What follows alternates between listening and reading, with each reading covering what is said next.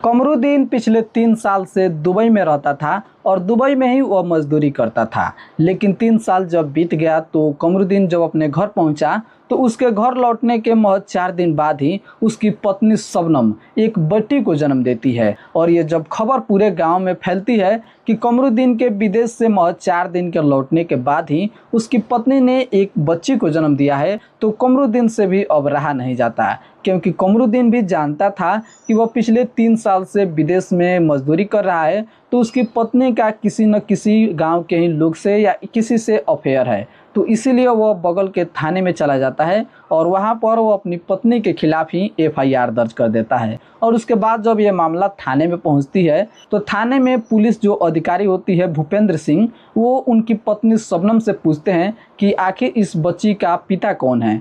तो शबनम बताती है कि इस बच्ची का पिता को मैं नहीं जानती। और इसके बाद ये मामला आगे बढ़ता है और जब पुलिस उस शबनम से पूरा जोर लगाकर पूछती है कि सच सच बताओ इस बच्ची का पिता कौन है, क्योंकि कमरुद्दीन तो है नहीं और ये पिछले 3 साल से विदेश हैं, तो लास्ट में वो इस बच्ची के पिता को बताती है। और उसके बाद जब ये गांव वाले इस बात को सुनते हैं और पुलिस वाले भी इस बात को सुनते हैं तो उसके पैरों तले ज़मीन खिसक जाती है। तो दोस्तों चलिए इस कहानी को शुरू से शुरू करते हैं और बताते हैं इस कहानी की पूरा जड़।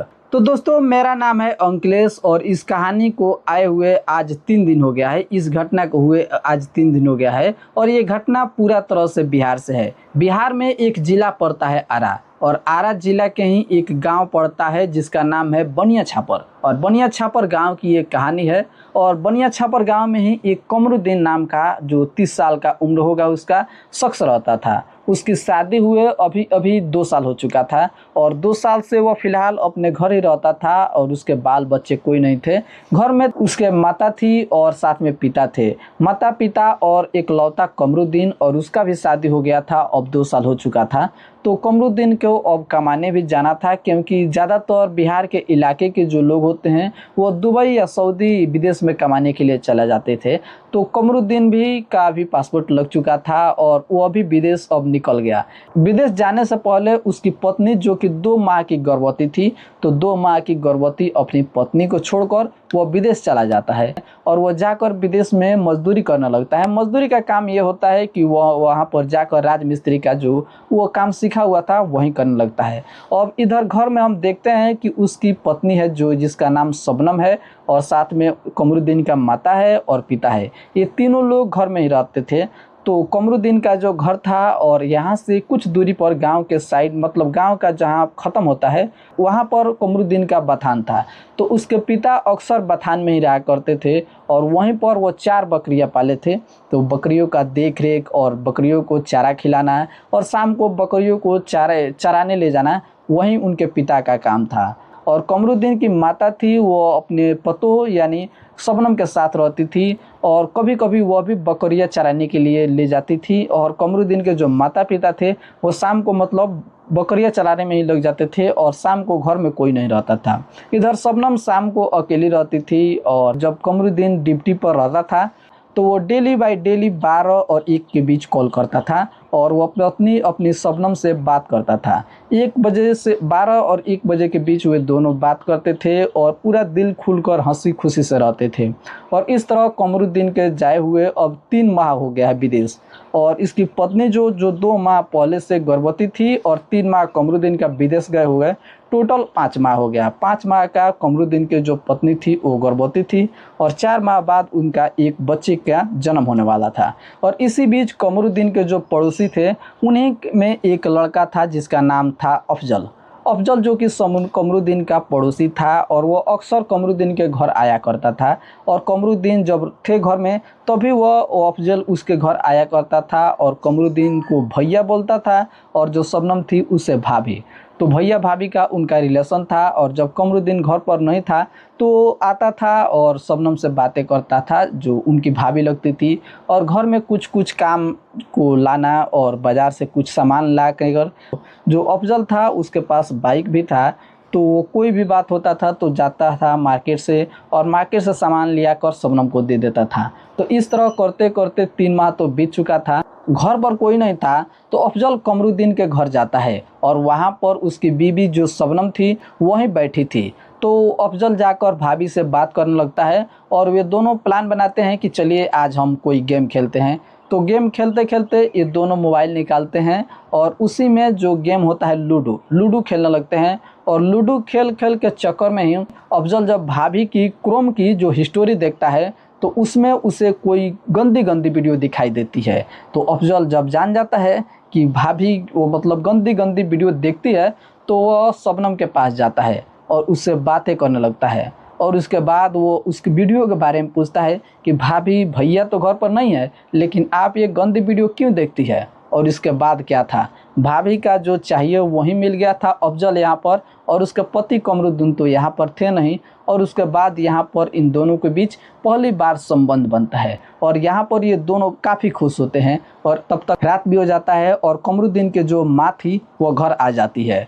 और इसके बाद रोज़ रोज़ का काम यही हो जाता है कि जब भी ये दोनों घर पर नहीं थे अफजल भाभी के घर चला जाता था और ये दोनों फिर से एक साथ रहते थे और सब काम करते थे। लेकिन बच्चा अब 7वें मंथ में चला जाता है तो ये दोनों प्लान बनाते हैं कि 7 मंथ का होने वाला है और बच्चा भी अब होगा। तो इसलिए इन दोनों का जो संबंध बनाने का क्रिया होता है वो नहीं हो पाएगा। तो दोनों मिलकर एक प्लान बनाते हैं कि इस बच्चे को नुकसान करा दिया जाए। और उसके बाद उस बच्चे को नुकसान कराने के लिए अफजल डॉक्टर के पास जाता है और पूछता है कि ऐसा ऐसा बात है और ऐसा हो सकता है क्या। तो कई डॉक्टर तो इसे सलाह नहीं देते हैं और इसे रिस्क मानते हैं। लेकिन अफजल का एक दोस्त था जिसका नाम था मुस्तफिजुर अफजल को लेकर अपने एक दोस्त यार के पास जाता है और वहाँ पर ये सारी बातें ये दोनों बताते हैं। तो उसके बाद डॉक्टर एक दवा देता है और कहता है कि भाभी है उसे लाना पड़ेगा यहाँ पर और उसके बाद ही कुछ हो सकता है। तो वो भाभी को दवा कराने के बहाने या किसी बहाने ले जाता है और भाभी को उस बच्चे को वहाँ पर वे सभी लोग मिलकर नुकसान करा देते हैं क्योंकि वो मेडिकल वाला होता है और वो सब जानता था। तो ये यहाँ पर ये कांड कर देते हैं। और उसके बाद कमरुद्दीन के पास कॉल करके भाभी रोने लगती है और बताती है कि जो हम दोनों का बच्चा था और 7 मंथ का हो गया था, अब वह कुछ दिनों बाद पैदा ही लेने वाला था लेकिन वो नुकसान हो गया। और उसके बाद वो काफ़ी रोती है। तो इस तरह कमरुद्दीन भी अब क्या करे, विदेश में है और बच्चा नुकसान हो गया तो वो कुछ नहीं कर सकता। तो भी इनकी बातों को मान लेता है और उससे कहता है कि अपने बॉडी की अपने शरीर की देखरेख करो और अच्छा से रहो। 2 साल तक ऐसे ही एकदम साथ में रहते हैं। और साथ में जो अफजल जो पड़ोसी का लड़का था वह भी यहाँ पर आ जाता था और भाभी और अफजल ये दोनों काफ़ी संबंध बनाते हैं और 2 साल तक पूरा मज़े में रहते हैं।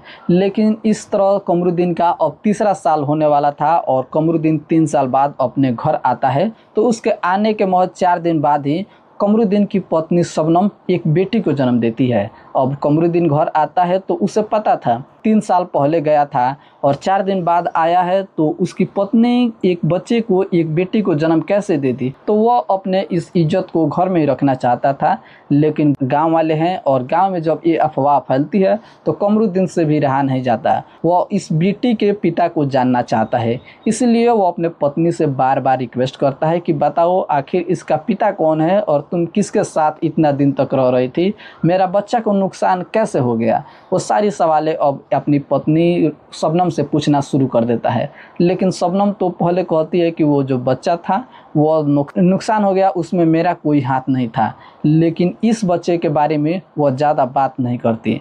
तो कमरुद्दीन इस बात से मतलब पूरा पूछने की कोशिश करता है लेकिन हर बार वो जो शबनम होती है कमरुद्दीन के बात को नकार देती है। तो कमरुद्दीन हार मान लेता है और लास्ट में जब गांव की अफवाहें जो होती है उन्हें और अपने दिल को तसल्ली करने के लिए थाने में चला जाता है और थाने में जाकर अपने पत्नी शबनम के नाम पर FIR दर्ज करा देता है। थाने में शबनम और कमरुद्दीन को बुलाया जाता है तो पुलिस भी कमरुद्दीन के बातों पर पूरा सहमत होती है और शबनम से बार बार क्वेश्चन करती है कि आखिर इस बच्चे के पिता कौन है। कमरुद्दीन तो अभी फ़िलहाल 4 दिन पहले ही आया है तो तुम बता दो। तो यहाँ पर शबनम ज़्यादा नहीं बोलती और इस बात को नकारना चाहती है।